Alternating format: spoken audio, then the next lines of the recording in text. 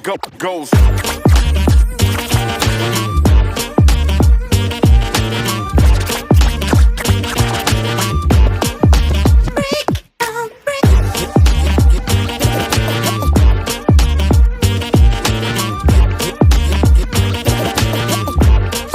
Just the way it goes.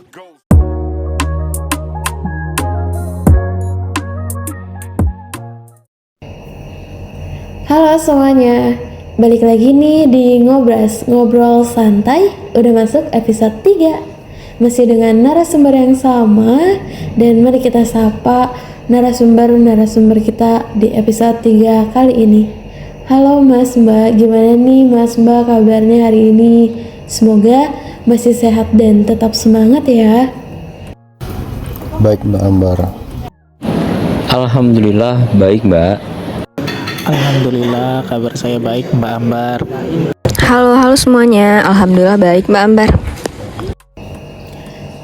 Mas Mbak, selama 4 hari terakhir sudah banyak materi dan juga hasil diskusi yang kita bahas bersama ya. Beberapa diantaranya yaitu mengenai wawasan kebangsaan, isu strategis, algoritma kebangsaan, dan juga penyelesaian isu strategis. Nah, mungkin sebelum kita diskusi lebih lanjut, kita mau tahu dulu nih gimana perasaannya Mas Mbak setelah mengikuti pelajaran selama materi 4 hari kemarin. Adakah yang paling berkesan? Boleh dong diceritain nih. Wah, setelah mengikuti diskusi selama 4 hari ini, semakin banyak sih wawasan baru, insight, bahkan pembelajaran yang mengajak kita tuh berpikir udah sejauh mana sih pemahaman dan peran kita sebagai warga negara, khususnya sebagai ASN dalam menyikapi isu-isu yang ada. Kemudian jujur yang paling berkesan itu mungkin waktu kita ngebahas isu strategis ya, karena ternyata banyak isu-isu strategis dan isu-isu yang sangat kompleks. Nah, dari hasil diskusi juga akhirnya muncul nih pemikiran-pemikiran kritis yang rasanya kita tidak hanya mendapatkan ilmu, tapi kita juga dapat arah ataupun semangat baru dari diskusi ini. Setelah 4 hari pembelajaran agenda 1, saya sangat antusias dan mendapatkan wawasan baru yang tentunya menjadi bekal saya sebagai CPNS. Dari pandangan saya pribadi, yang paling berkesan adalah saat membahas terkait algoritma kebangsaan, karena pembahasan ini membawa saya untuk berpikir sistematis dalam menghadapi berbagai tantangan kebangsaan. Banyak sekali pembelajaran yang saya dapatkan Mbak, serta juga kita dapat mereview kembali modul dasar yang telah kita pelajari sebelumnya. Dan yang paling berkesan menurut saya mengenai wawasan kebangsaan. Pembelajaran mengenai wawasan kebangsaan mengajarkan kita untuk mencintai tanah air, menghargai perbedaan, serta menempatkan kepentingan bersama di atas kepentingan pribadi. Selama 4 hari ini materi yang disampaikan sangat menarik, mendapatkan pengetahuan baru juga. Kalau menurut saya pribadi, yang paling berkesan tentang wawasan kebangsaan dan nilai bela negara. Pembelajaran itu mengajarkan untuk memahami esensial tentang Pancasila, Undang-Undang 1945, dan yang paling penting, bela negara bukan tentang angkat senjata saja, melainkan sikap cinta tanah air, sadar berbangsa dan bernegara, setia Pancasila, rela berkorban, dan kemampuan awal bela negara. Banyak banget ya Mas Mbak pesan dan kesan yang bisa kita dapatkan selama pembelajaran 4 hari ke belakang. Nah, teman-teman, dari topik-topik yang sudah kita pelajari itu pastinya memberikan makna ya bagi kehidupan kita, dan tentunya juga bisa menjadi acuan untuk kita mewujudkan kehidupan yang lebih baik lagi ke depannya. Dari 4 hari ke belakang, aku rasa makna yang aku dapatkan adalah ternyata selama ini keadaan kita itu masih belum baik-baik aja, dan tentunya perlu solusi untuk hal tersebut. Mungkin yang bisa aku lakukan nih teman-teman dari makna yang sudah aku rasakan dan dapatkan ini aku mau menjadi pribadi yang bisa memaksimalkan potensi yang aku punya untuk kebermanfaatan bangsa ke depannya. Nah, Mas Mbak, kalau makna bagi kehidupan kita dan apa langkah nyata yang bisa kita ambil dari point of view-nya Mas Mbak seperti apa nih? Kalau menurut saya pribadi ya, sebagai ASN, kita bukan sekedar pegawai. Kita adalah penjaga moral bangsa. Wawasan kebangsaan menuntun arah, nilai bela negara menjadi semangat, isu strategis jadi tantangan yang harus ditaklukkan, dan algoritma kebangsaan adalah cara kita bekerja dengan hati dan akal. Mulai dari lakukan langkah kecil yang baik dan berkelanjutan agar menjadi habit baru yang lebih baik. Mari kita bekerja bukan hanya untuk hari ini, melainkan demi Indonesia yang tangguh di masa depan. Iya, aku setuju banget dengan pendapat yang lain. Jadi kita makin sadar bahwa banyak nih tantangan yang harus kita hadapi bareng-bareng di negara ini.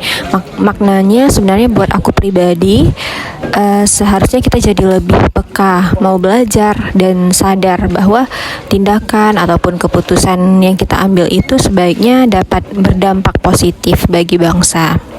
Pembelajaran mengenai wawasan kebangsaan, isu strategis, algoritma kebangsaan, dan penyelesaian isu strategis dapat menanamkan nilai-nilai kebangsaan pada diri kita dalam menjaga keutuhan dan kesatuan bangsa serta kemajuan bangsa. Sebagai ASN, kita tidak hanya menjaga nama instansi namun juga negara. Hal itu perlu dijaga dengan menumbuhkan rasa cinta tanah air, semangat nasionalisme, serta kesadaran dalam menjaga keutuhan NKRI yang tentunya kita dapat dari pembelajaran Agenda 1. Kalau makna yang saya ambil sih, pembelajaran yang dibahas selama 4 hari terakhir itu harusnya bukan hanya sekedar teori, tapi menjadi bekal yang harus diterapkan dalam kehidupan sehari-hari. Kami sebagai CPNS itu bekerja bukan hanya sekedar menggugurkan kewajiban, tapi sebagai aktor yang mewujudkan masa depan Indonesia. Untuk aksi nyatanya sederhana saja, yaitu menerapkan core value berakhlak dalam bekerja agar tidak hanya menjadi formalitas saja. Wah, keren-keren banget ya jawaban dari Mas dan Mbak. Nah, teman-teman, sebagai seorang ASN muda, kita punya peran yang krusial nih teman-teman dalam menjaga dan menanamkan wawasan kebangsaan. Ini bukan cuma soal menghafal Pancasila atau Undang-Undang Dasar 1945 gitu ya, tapi ini juga bagaimana kita bisa benar-benar mengimplementasikannya dalam kehidupan sehari-hari, terutama di tengah masyarakat yang sangat beragam seperti sekarang. Nah, menurut Mas dan Mbak, kira-kira gimana sih caranya biar kita bisa menjaga semangat wawasan kebangsaan itu agar tetap relevan dan kuat gitu? Boleh. Setuju Mbak, tantangan kita tuh semakin berat ya di tengah kondisi masyarakat saat ini. Mungkin cara untuk menjaganya bisa dimulai dari diri sendiri, di mana kita harus paham dan menerapkan nilai-nilai tersebut di kehidupan sehari-hari.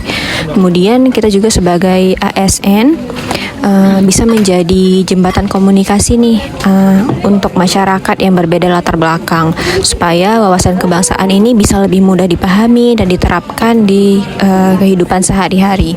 Setuju Mbak, sebagai CPNS menjaga semangat kebangsaan merupakan tanggung jawab tersirat yang harus diemban. Cara sederhana versi saya sih yaitu menjadi teladan dalam perilaku dan integritas. Contohnya menghormati keberagaman, menjunjung tinggi kejujuran, dan tanggung jawab terhadap tugas yang diberikan.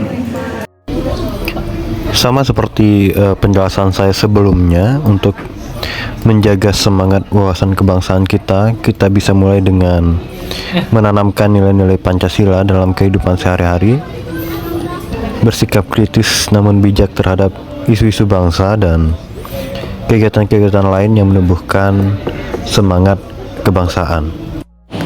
Menurut saya pribadi, wawasan kebangsaan perlu diimplementasikan melalui pendidikan karakter, keteladanan sebagai ASN, dan integrasi dalam pelayanan publik.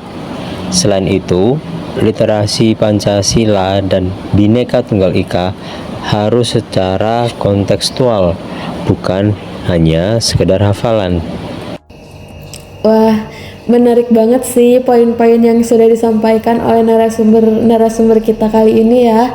Aku setuju banget karena menurut aku hal-hal tersebut itu memang harus dimulai dari hal-hal kecil dan konkret ya.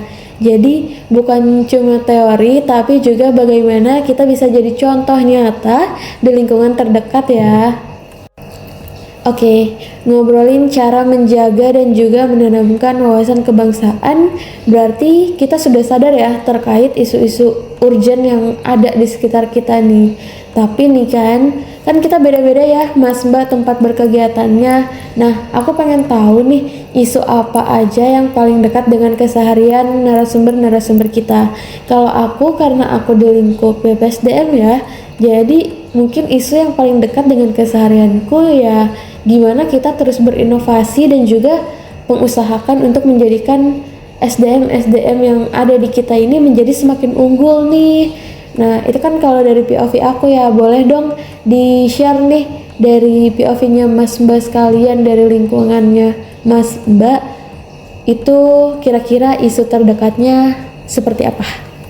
Oke, seperti diskusi kita sebelumnya, mungkin isu kesenjangan baik itu dari segi pendidikan, kesenjangan sosial, ataupun kesenjangan pembangunan, hal itu menjadi sangat dekat dengan lingkungan kita, atau bahkan kita semua di sini tuh pernah merasakan kesenjangan tersebut.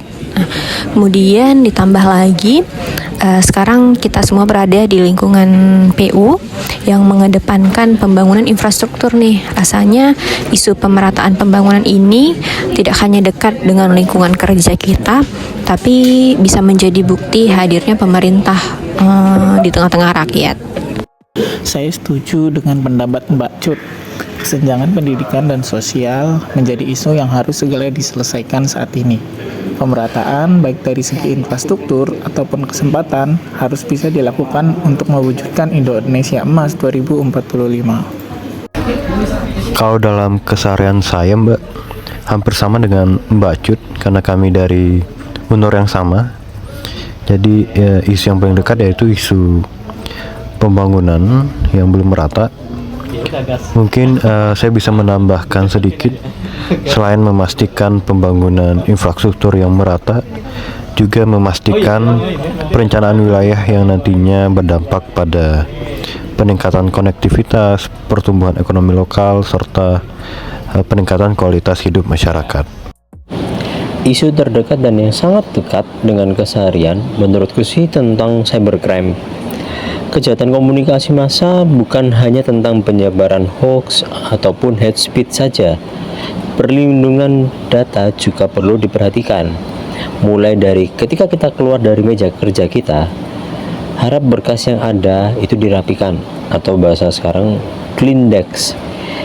Kemudian komputer harap posisi dikunci atau lock screen. Selain itu, mengganti kata sandi atau password secara berkala, dan juga tidak membagikan akun atau detail akun guna mencegah kebocoran data. Wow, keren banget, sangat-sangat bervariatif jawabannya. Nah, dari isu yang sudah Mas dan Mbak kenali di lingkungan sekitar Mas Mbak, aku yakin pasti Mas Mbak sudah menyiapkan berbagai sikap yang sudah seharusnya diberikan ya untuk isu-isu ini. Oke, Mas Mbak, jawaban dari Mas dan Mbak ini tentunya membuka wawasan baru nih bagi aku pribadi dan juga tentunya buat teman-teman pendengar setia kita nih ya, karena jawaban dari Mas Mbak ini menambah sudut pandang yang berbeda gitu. Jadi semakin luas kita sudut pandang dan wawasannya ya.